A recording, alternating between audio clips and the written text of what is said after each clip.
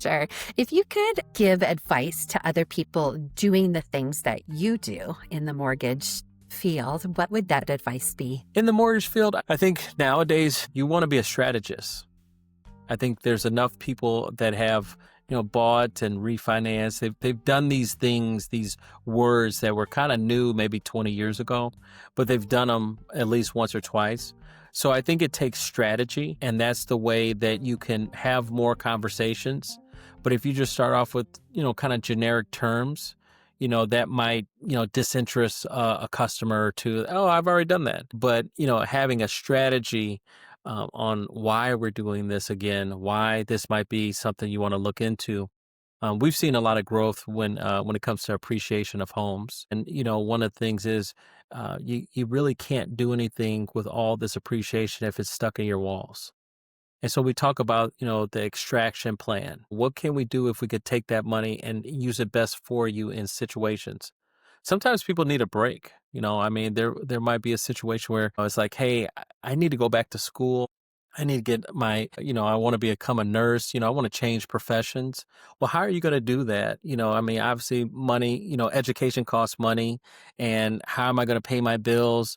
But if you're proactive nowadays, that's the thing that mortgage can provide. It can provide you a source of funding where you can be proactive about your life. So, really strategy. And that's what I try to work with my clients is very important. So I would encourage other loan officers, branch managers that are out there, really develop those relationships as more of a strategist than, just someone that's, providing a service. Absolutely. Now, when you mentioned about pulling money out of your home, the concept I have with my mortgage is whole home equity. Is that what you're meaning there? Yeah, so like a line of credit. So, you have the capability with a line of credit, you can take money out of your home, let's say, depending on how much the value of your home is, depending on how much you owe, that difference there is called equity. And so, extracting that equity when necessarily you don't need it is better than when you do need it. Mortgages have changed over the last 2 decades. When I first got in the business, we could help you even if you were, let's say in a jam. If you were in a pickle, maybe you lost your job. We're seeing a lot of, people are losing jobs per se, companies are closing down or they're, mergers and acquisitions, and then they're downsizing.